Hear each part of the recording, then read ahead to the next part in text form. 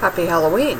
I am actually thinking of using this as the pilot video for a new YouTube channel where I will talk about all sorts of things as if I have a clue. The thing is that I used to be a published author and playwright, but an acquired brain injury has guaranteed at this juncture I'm lucky to be able to write my name. So I'm thinking of trying a new medium, in which case it would be video YouTube. And I'm not sure whether that's a good thing or a bad thing, but we'll find out. So, for Halloween, let's talk about America's least favorite subject. Let's talk about death. Yes, instead of talking about things like, church-backed Halloween parties, I want to talk to you about what the holiday was originally all about. I want to talk to you about the fact that you are someday, eventually, going to die. I'm sorry to break that to those of you who think you're immortal. You're not. Whether or not you have a soul that is immortal is something that I may address later if I'm feeling like being flamed from here to eternity. I'm not sure whether I'm up to tackling that one or not, but for tonight I'd like to talk to you about the strange thing known as the American way of death. To begin with, people die, and we're supposed to feel bad about this, and we're not supposed to say bad things about the people that die. But here, again,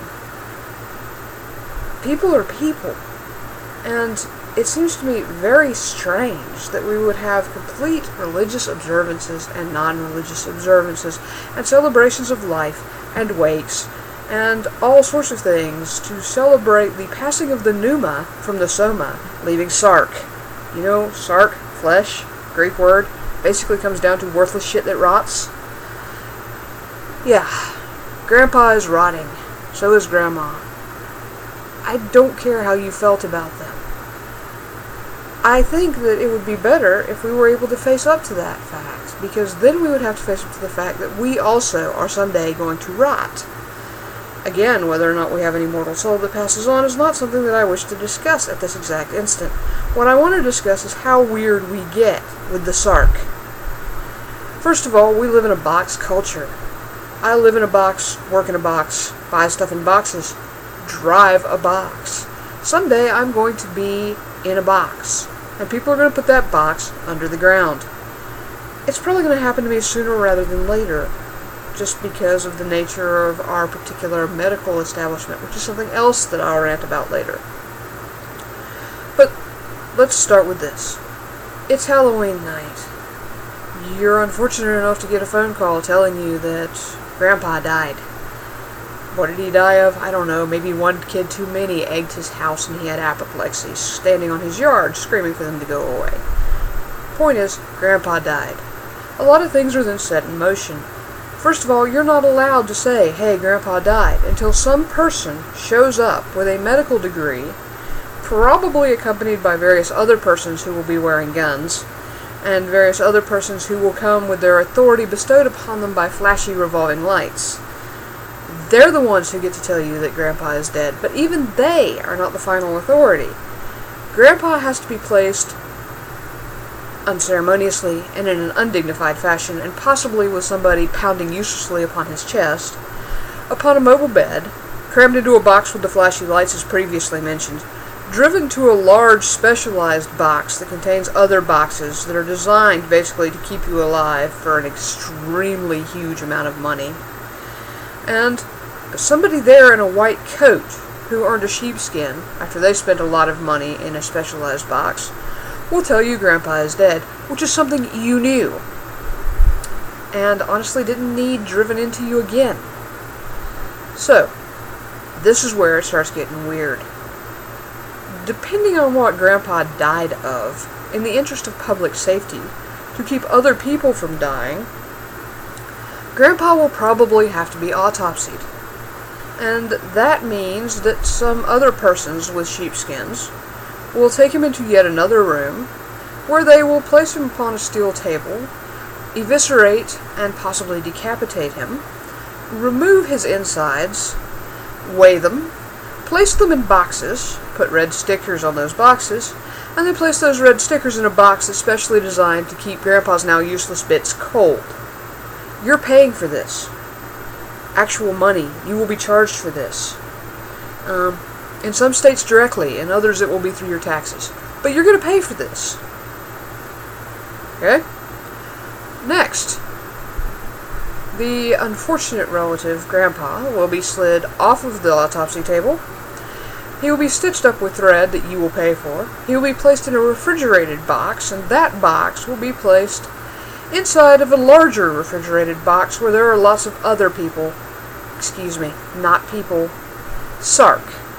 Lots of sark. You're paying for the refrigeration of that sark, just so you know. Not just Grandpa's sark. So Grandpa's sark directly again in some states, and others, again, is taxes, so you're paying for everybody's sark. Once that's been accomplished, a lawyer will probably be called, assuming that Grandfather had a will. If he did, you will be invited to come and talk to him, and all sorts of things will be discussed, like who gets to his stuff. You know, Grandpa's boxes, like the house box and the car box and the food box and, you know, perhaps even the box that Grandpa kept the will in. That will be discussed.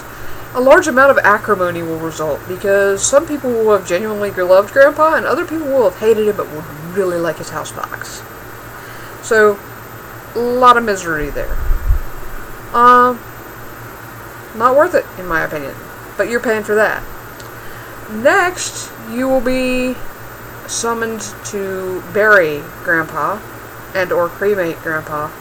And again, in various states, this process will take various forms. In the state that I'm in, even if you choose to cremate Grandpa, you are required, by law, to have various chemicals pumped into his sark to preserve it, as if he were a giant hot dog.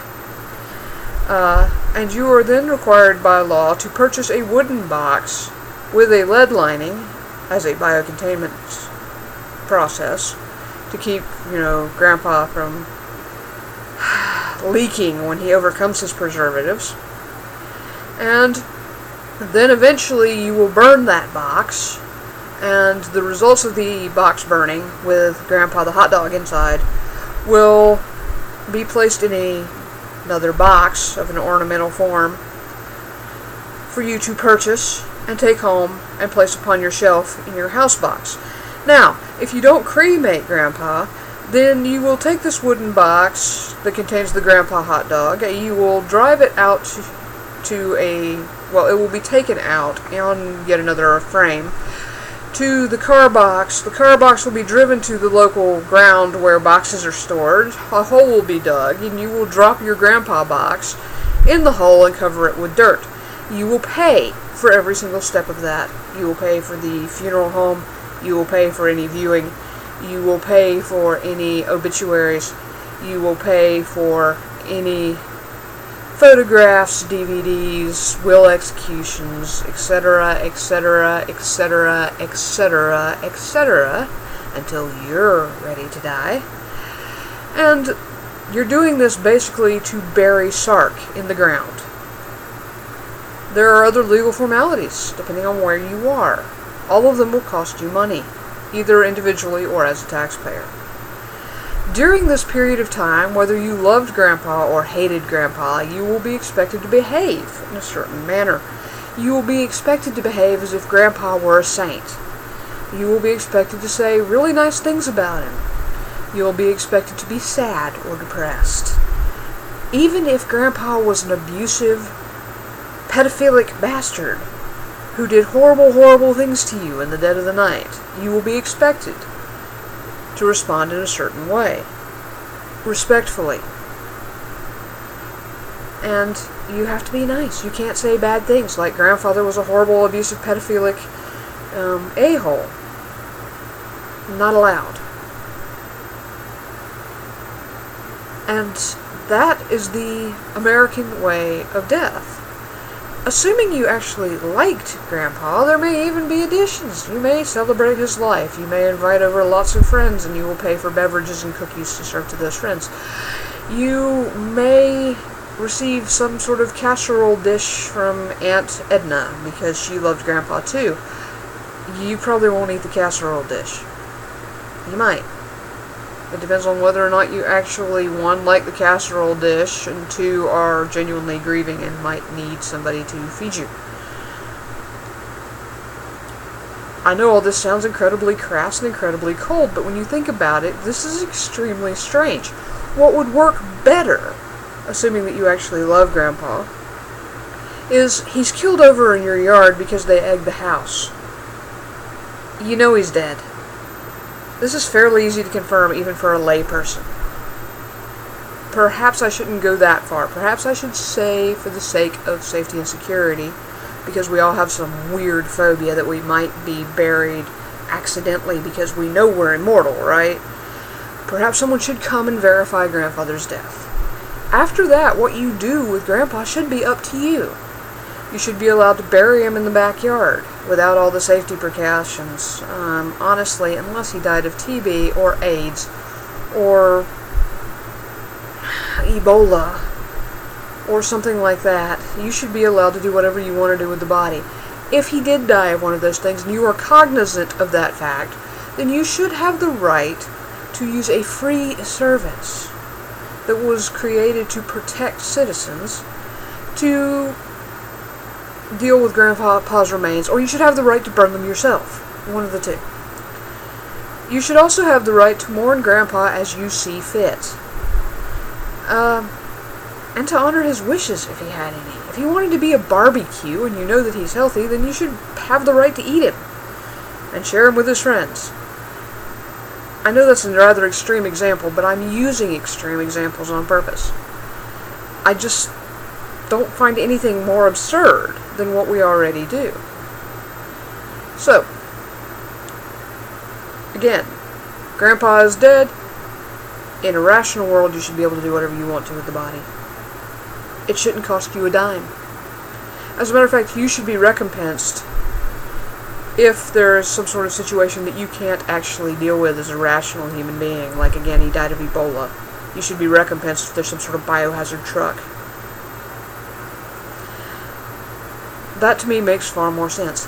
As it is, when I die, again, sooner rather than later, my partner will not be able to honor my wishes for what I would like to happen to me when I die, to my sark, which would be I would like to be planted as a tree. I'd like to be cremated, have the ashes mixed with soil, a fruit tree seed added, and be planted in my backyard, so that I can actually serve some sort of purpose even dead by providing, fruit for my family, and happiness and shade and so forth. I know, sounds kind of cheesy, but that's my personal wish.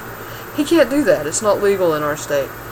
Instead, he's going to have to saddle himself up with debt. He's going to have me taken to the hospital, declared dead, autopsied, craniectomy done because I do have a potentially serious contagious disease, if you consider Lyme contagious, which I'm aware the AMA does not. A bunch of hazmat procedures will have to be followed, however, because the American Blood Association and the local coroner's office do recognize Lyme as a hazardous contagious disease. He will then have to have my body preserved, boxed, and then hopefully he'll be able to cremate me. And I don't know what the laws are in my particular state for dealing with the ashes, but I hope they're not too fucking absurd. And he will rack up a butt ton of debt for this.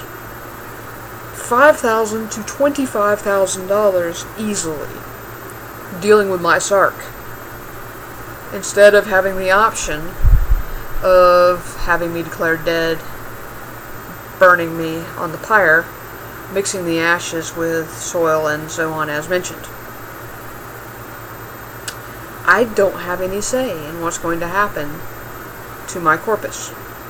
He doesn't either. The law forbids it. But he has to pay for the disposal of what will be useless material. And that's money he will not be able to use to take care of my brother, our cat, himself, the house. It will put him further in debt and guarantee that he stays below the poverty line even longer. And he has to act like he's unhappy about me. Frankly, my passing will be a blessing. He's my caregiver. He'll be able to relax for the first time ever when I die. And I have told him not to be sad when I die. That I'm perfectly okay with him seeking another partner and another life. And I've had a pretty decent life, actually. I'm basically satisfied with it myself. So instead of acting sad and so on, he should be allowed to go on with his own life in a rational, intelligent, sane fashion. But that's not the American way of death. So, having explained at great length why our burial cultures are absurd, I will wish you a complete and happy Halloween. Go out, get drunk, eat some sugar, do whatever it is you do. But remember, you're not immortal either. And maybe, just maybe, you can come up with a more rational plan for what to do next. And we can pass that on to the people that matter. That's it.